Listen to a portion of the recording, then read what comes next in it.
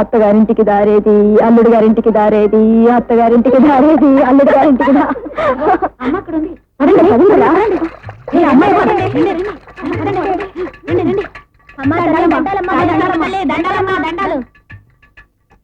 అమ్మా తల్లి వచ్చావా?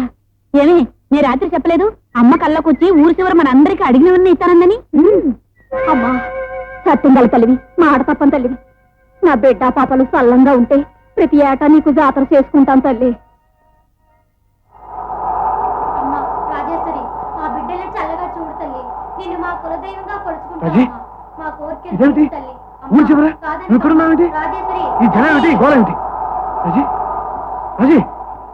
నా కర్మండి. ఏమిటిది? మీకేం చెప్పేది? మీకు బుద్ధి జ్ఞానం ఉందా? పండి అతనికి పండి రాజీ తొందరగా ఏంటి పోరా.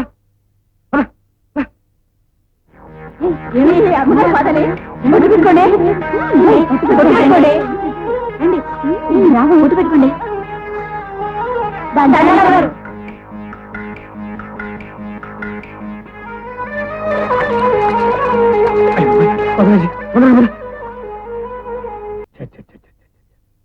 ఇదేం జనం, ఇది ఎక్కడ గొడవ?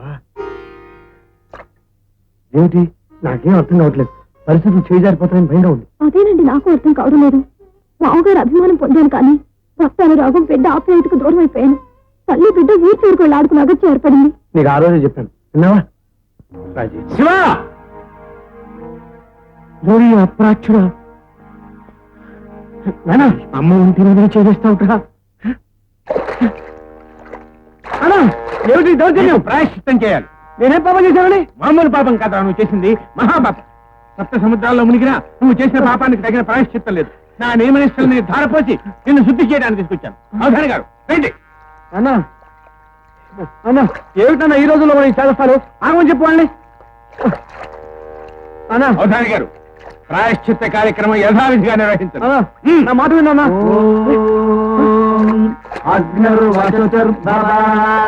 ఆదిత్యాయవతేజో భవ విష్ణుర్వత భూర్భువస్సు భూర్భువస్సు భూర్భువస్సు సహనావతు సహనో భునస్తు సహ వీర్యంకరవావహే తేజస్వినావధీతమస్తు మా విద్విషావహే. ఏమిటి నాకు కర్మ? నీవు చేసిన మహాపాపానికి పరిష్కారంగా 6 మాసాలు ఆ దర్భల మీదే పడుకోవాలి. అమ్మవారి తీర్థం తప్ప పచ్చి గంగ ముట్టడానికి వెళ్ళేది. 6 మాసాలే? 6 రోజుల్లో చచ్చిపోతాను దర్భల మీద పడుకుంటే. మరణమేని ముఖాన రాసి ఉంటే అమ్మవారి ఆజ్ఞ అదే అయితే అలాగే జరుగుతుంది. జగద్గురు విశ్వంభర మఠంలో నీకు శాశ్వతమైన ప్రాయశ్చిత్తానికి ఏర్పాట్లు చేస్తున్నా. అమ్మ బాబోయ్, మఠమే వాళ్ళు వస్తారో దాని ఒకసారి నా భార్యకి చెప్పొస్తాను. భార్య కాదురా మూర్ఖుడా, అలా అన్నావంటే నీ నోరు పడిపోతుంది, నీ శిరస్సు వేయి ఒక్కలవుతుంది. అంబ జగదంబ. నాన్న నేను చెప్తున్నాను, నా మాట నమ్ము. అసలు ఈ రాజీ కాదురా అప్రాచ్యుడా, రాజరాజేశ్వరి అమ్మ శ్రీ రాజరాజేశ్వరి. ఆమెనే స్మరిస్తూ ఆ దర్భల మీద అలాగే పడుకొని నీ శేష జీవితాన్ని ప్రశాంతంగా గడుపు. అమ్మా జగదంబ, రాజేశ్వరి రాజేశ్వరి, అయ్యో రాజేశ్వరి.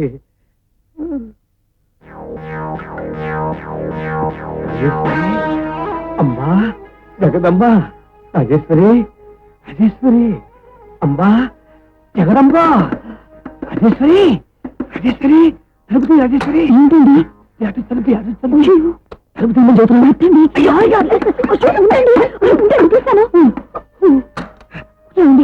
మామయ్య చూస్తే బాగుండదండి.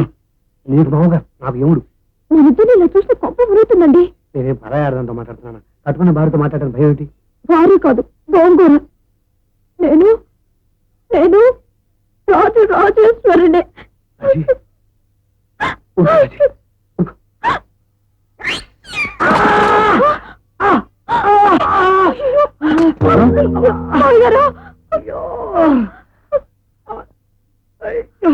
ఓరి నీచుడా, నికృష్టుడా, నువ్వు చేసిన ఈ పాపానికి నా పుణ్యం అడ్డుపడింది కాబట్టి ఈ మాత్రం శిక్షతో సరిపోయిందిరా. లేకపోతే ఇల్లే కూలి మనందరం సజీవ సమాధి ఉండేవాళ్ళం. కాచాయని ఈ దౌర్భాగ్యుడు ఇక్కడి నుంచి తీసుకెళ్ళు. అమ్మా వాడిని నీ కంటబడకుండా చూసే బాధ్యత నాది. ఆగ్రహించిన నీ రూపాన్ని నేను చూడలేను తల్లి, నేను భరించలేను. అమ్మా మందార కుంద హరిచందన పర్వతేందు నంద తల్లి జగదంబ పాహిమాం పాహిమాం పాహిమాం.